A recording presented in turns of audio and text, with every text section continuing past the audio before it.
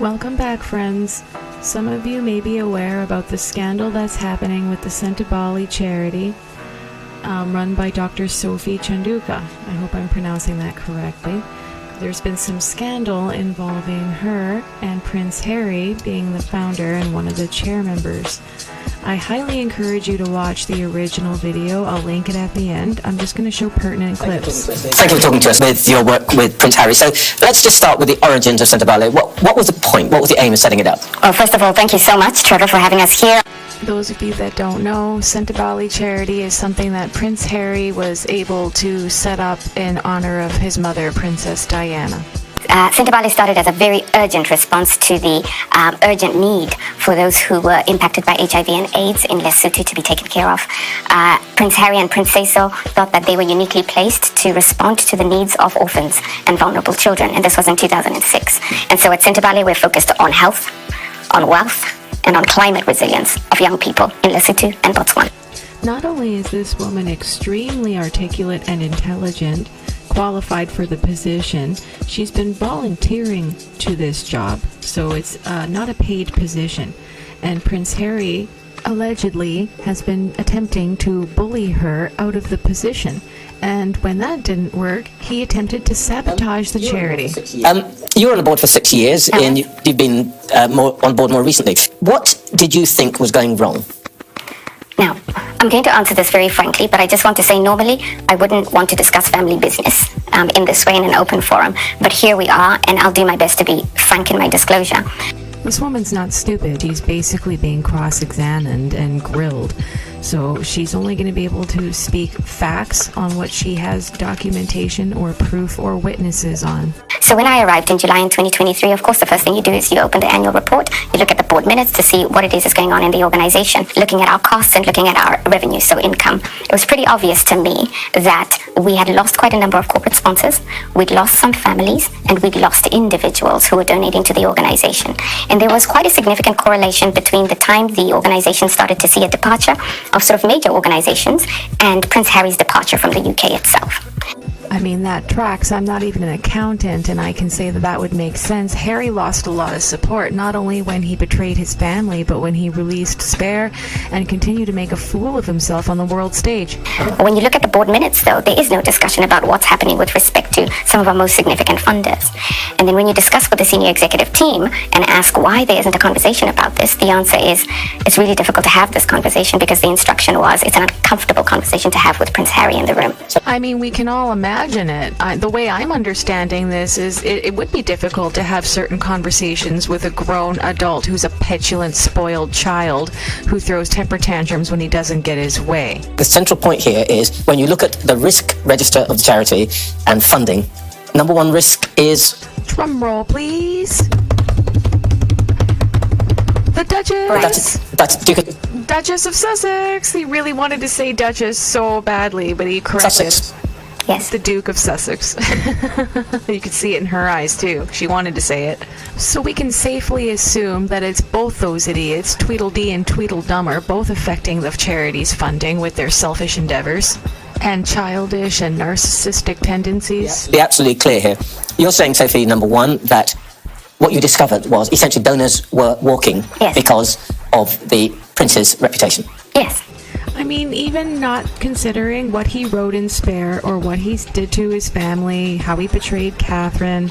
Look at how he handled the Pat Tillman Awards, or Invictus, or even the damn LA wildfires. He made it all about his stupid Better Help Up app or whatever. There were meetings definitely where Dr. Kelly was not present, and there was belligerence, and there was an insistence on, raising of topics that were not even on the agenda of the day. An example might be Prince Harry decides on a specific occasion that he wants to appoint an individual to the board with immediate effect without having talked to me. It's not on the agenda, and somehow everybody's just supposed to tolerate that. He being here, Prince Harry? Yes. So Prince Harry comes into the meeting and says, I want to appoint somebody as CEO.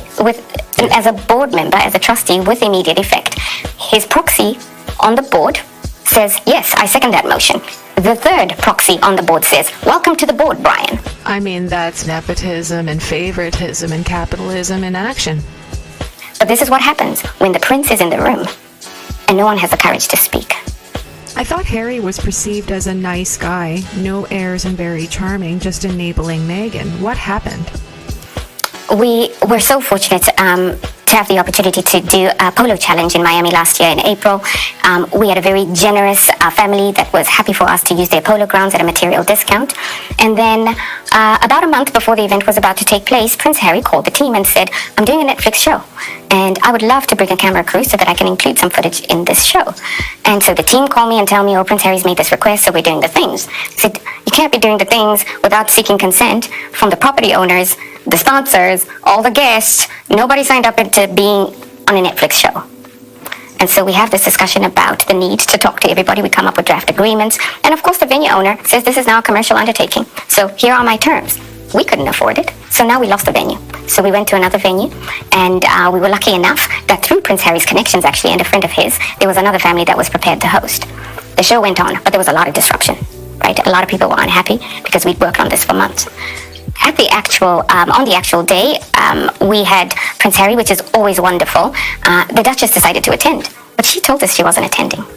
Typical Meghan Markle to say she's not going to do something and then change her mind at the last minute and make it everybody else's fucking problem. She's such an idiot. Oh my god, I think she just likes gate crashing. Someone else pointed that out and I 100% agree. I think she just likes to have all the attention on her, but a surprise. And she brought a friend, a very famous friend. So you can imagine all of the activity that goes with these additional amazing people. We're excited about it. We would have been really excited had we known ahead of time, but we didn't.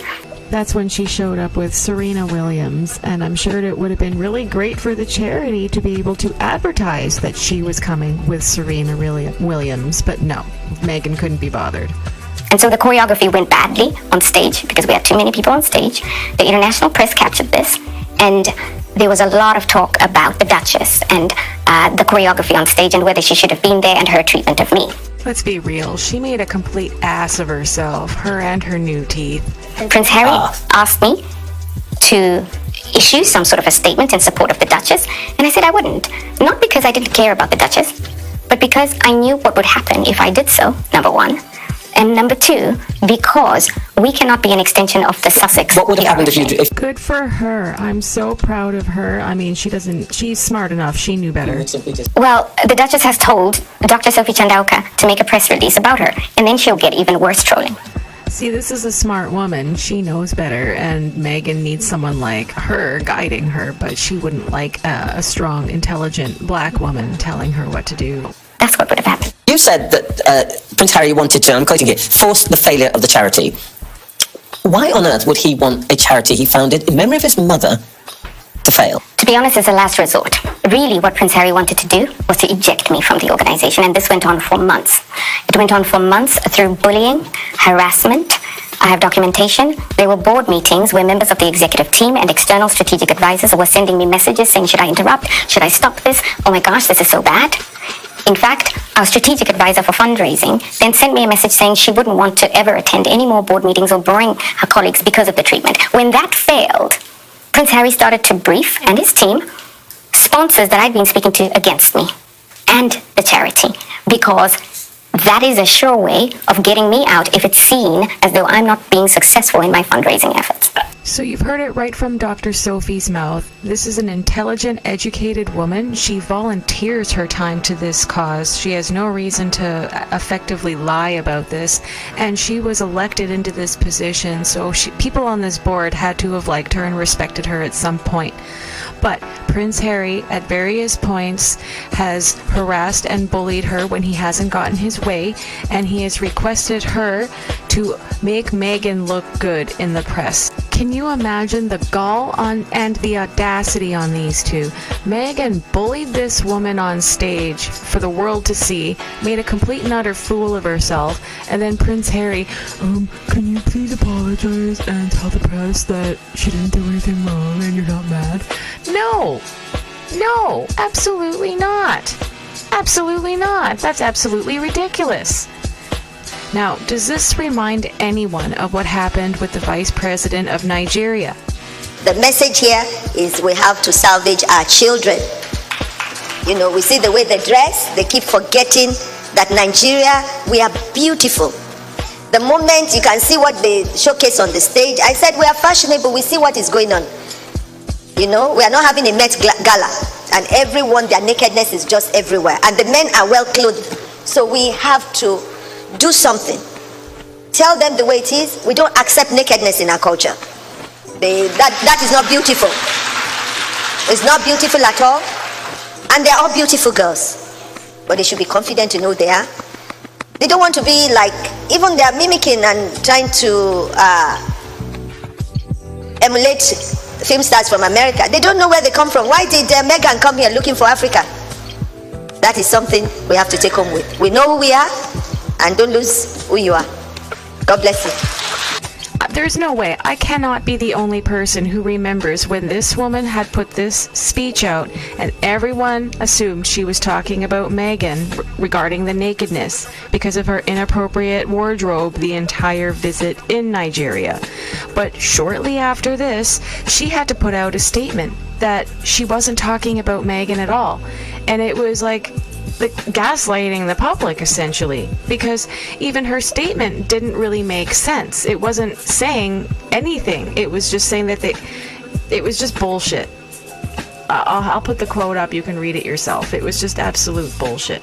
But this shows a pattern. This shows that these two have a record, a pattern of behavior regarding bullying people in the press to make Meghan look good or apologize to her or to make Harry look good. And it makes me wonder about this situation with the lady from Nigeria, and it also makes me wonder about this recent PR stunt with Gwyneth Paltrow and the pie in the kitchen. It seems to me like if something makes Meghan look bad and Harry and her are actually on it and it's worth their time, they like to try and get people to change the narrative to make Meghan look better. And if they refuse, or if they decide that they're not going to play ball, then they try to resort to bullying and harassment tactics. And it's funny because they are always the ones who are crying about bullying and harassment. But yeah, it seems to me like they have a track record, a pattern of behavior regarding bullying and harassment and expecting favoritism and special treatment and being irresponsible and misallocating funds that aren't yours to spend. It's really gross. It seems like Harry and Meghan like to use charities as their personal tax-free bank accounts. What do you guys think? Thank you so much for tuning in. If you like this video, let me know by giving it a like and let me know what you think in the comments. Thank you so much. Have a great day. Take care for now. Bye-bye. And remember, friends, in a world full of Meghans, be a Catherine.